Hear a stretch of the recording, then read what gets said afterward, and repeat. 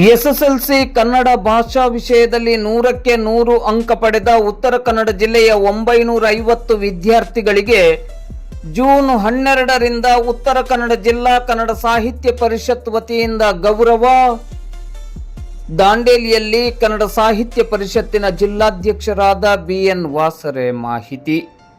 ಪ್ರತಿ ವರ್ಷದಂತೆ ಈ ವರ್ಷ ಸಹ ಎಸ್ಎಸ್ಎಲ್ಸಿ ಪರೀಕ್ಷೆಯಲ್ಲಿ ಕನ್ನಡ ಭಾಷಾ ವಿಷಯದಲ್ಲಿ ಪ್ರತಿಶತ 100ರಷ್ಟು ಅಂಕ ಪಡೆದ ಜಿಲ್ಲೆಯ ಸುಮಾರು 950 ವಿದ್ಯಾರ್ಥಿಗಳನ್ನು ಅಭಿನಂದಿಸಿ ಗೌರವಿಸುವ ಸರಣಿ ಕಾರ್ಯಕ್ರಮ ಜಿಲ್ಲೆಯಾದ್ಯಂತ ತಾಲೂಕುವಾರು ಜೂನ್ 12ರಿಂದ ನಡೆಯಲಿದೆ ಎಂದು ಉತ್ತರ ಕನ್ನಡ ಜಿಲ್ಲಾ ಕನ್ನಡ ಸಾಹಿತ್ಯ ಪರಿಷತ್ತಿನ ಅಧ್ಯಕ್ಷರಾದ ಬಿಎನ್ ವಾಸರೆ ಅವರು ತಿಳಿಸಿದ್ದಾರೆ.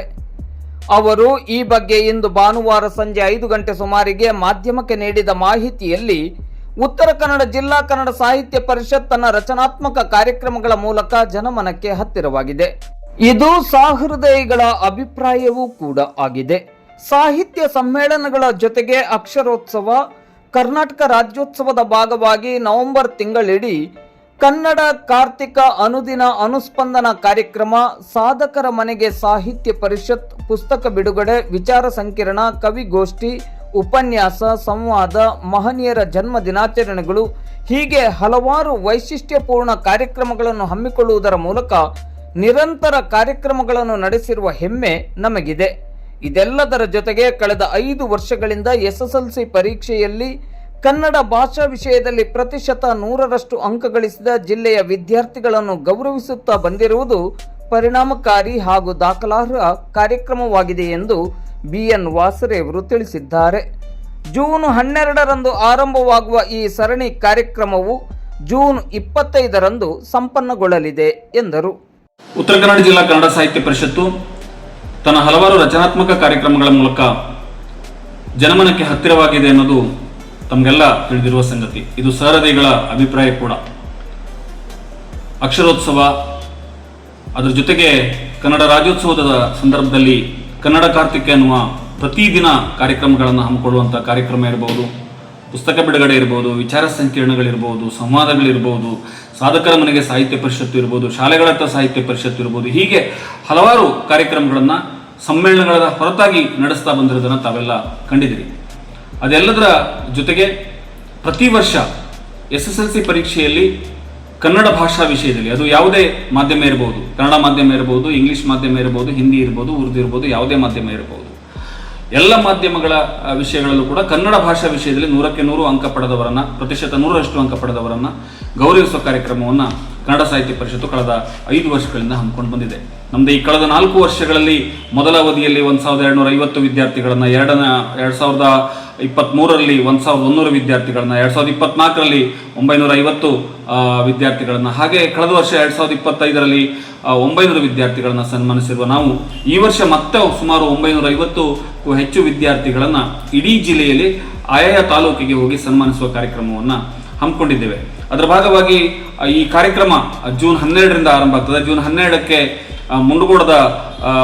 ಮುಂಡಗೋಡದಲ್ಲಿ ಬೆಳಗ್ಗೆ 10:30ಕ್ಕೆ ಸರ್ಕಾರಿ ಪದವಿ ಪೂರ್ವ ಕಾಲೇಜು ಮುಂಡಗೋಡದಲ್ಲಿ ನಡೀತಾ ಇದೆ.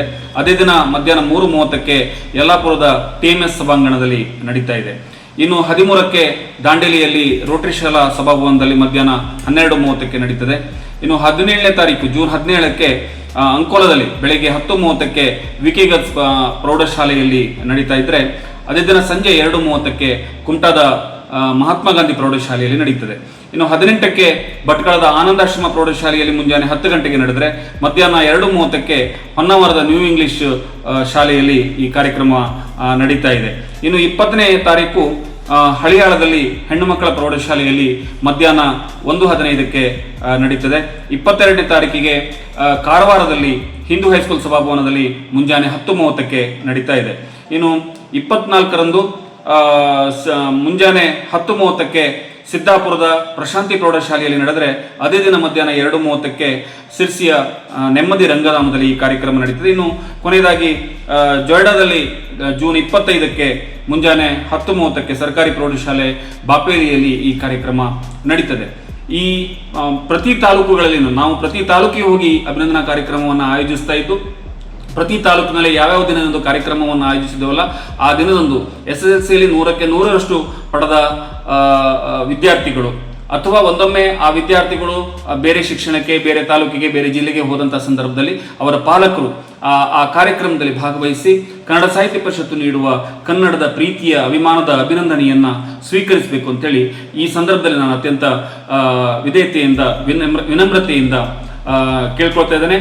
ಇದು ಕನ್ನಡ ಸಾಹಿತ್ಯ ಪರಿಷತ್ತು ಇದು ನಮ್ಮ ವಿದ್ಯಾರ್ಥಿಗಳಲ್ಲಿ ಮತ್ತೆ ಮುಂಬರುವ ವಿದ್ಯಾರ್ಥಿಗಳಲ್ಲಿ ಕನ್ನಡದ ಮೇಲಿನ ಒಂದಿಷ್ಟು ಪ್ರೀತಿಯನ್ನು ಹೆಚ್ಚಿಸುವುದಕ್ಕಾಗಿ, ಅವರಲ್ಲಿ ಕನ್ನಡದ ಬದ್ಧತೆಯನ್ನು ಉಳಿಸುವುದಕ್ಕಾಗಿ ಈ ಕಾರ್ಯಕ್ರಮವನ್ನು ಆಯೋಜಿಸ್ತಾ ಇದ್ದೇವೆ. ವಿದ್ಯಾರ್ಥಿಗಳ ಜೊತೆಗೆ, ಪಾಲಕರ ಜೊತೆಗೆ ಸಾರ್ವಜನಿಕರು ಕೂಡ ಈ ಕಾರ್ಯಕ್ರಮದಲ್ಲಿ ಹೆಚ್ಚಿನ ಸಂಖ್ಯೆಯಲ್ಲಿ ಭಾಗವಹಿಸಬೇಕು ಅಂತೇಳಿ ಮನವಿಯನ್ನ ಮಾಡಿಕೊಳ್ತಾ ಇದ್ದೇನೆ.